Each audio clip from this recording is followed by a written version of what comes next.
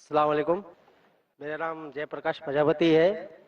میرا سوال یہ ہے کہ جس طرح مسلم لوگ میں کوئی شہید ہوتا ہے تو اس کو وہ مطلب جنت میں داخل کرتے ہیں، اسی طرح کیا ہندو لوگ کو بھی شہید ہوتے ہیں تو کیا وہ لوگ بھی جنت میں جاتے ہیں کیا؟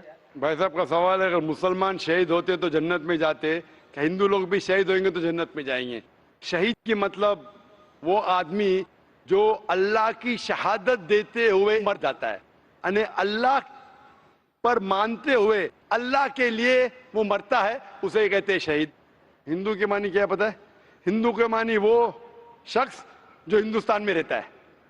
تو اس طریقے سے جغرافیکلی ڈیفینیشن میں بھی ہندو ہوں، لیکن آپ مذہبی پوچھیں گے جو انسان جی ہاں، میں مذہبی پوچھ رہا ہوں. مذہب یعنی جو انسان بت پرستی کرتا ہے ہاں جی ہاں جی. اس کے بارے میں، تو جو انسان بت پرستی کر رہا ہے وہ کبھی بھی اللہ کے لیے شہید ہو ہی نہیں سکتا ہے. اٹ از کانٹرڈکٹنگ، یہ دونوں میں ٹکراؤ ہے.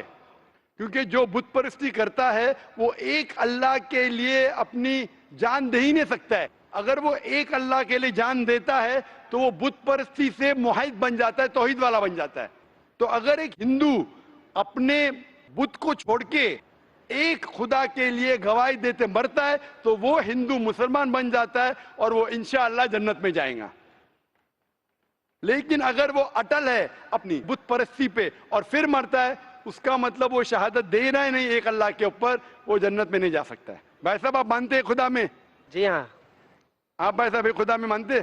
ہاں جی میں مانتا ہوں. آپ بت پرستی میں بھی مانتے ہیں؟ جی نہیں، بت پرستی میں نہیں مانتے؟ بالکل نہیں. ماشاءاللہ. اور آپ مانتے ہیں کہ آخری پیغمبر محمد صلی اللہ علیہ وسلم ہے؟ جی ہاں. ہاں، آپ انشاءاللہ اگر شہادت دیتے مرے تو انشاءاللہ جنت میں جائیں گے. جی جی.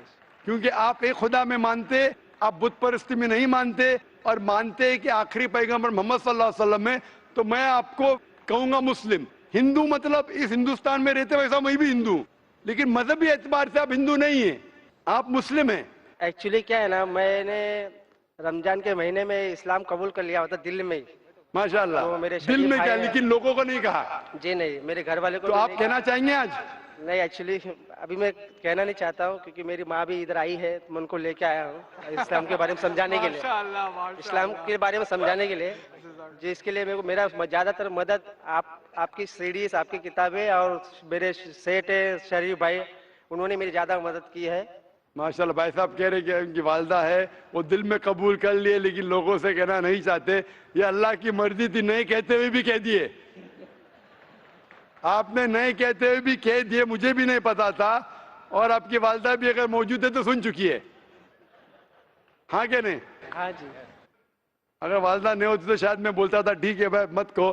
والدہ نے بھی سن لیے. ابھی آپ کہنا چاہیں گے؟ جی نہیں، اب جب تک میری والدہ میں سے مطلب اسلام سے مطمئن نہیں ہو جاتی تب تک میں نہیں چاہتا. ٹھیک ہے، آپ نے دل میں قبول کیا وہی کافی ہے. اور انشاءاللہ آپ اگر شہادت دیتے مریں گے آپ جنت میں جائیں گے انشاءاللہ. اور میں دعا کرتا ہوں کہ اللہ آپ کی والدہ کو بھی انشاءاللہ ہدایت دے. آمین.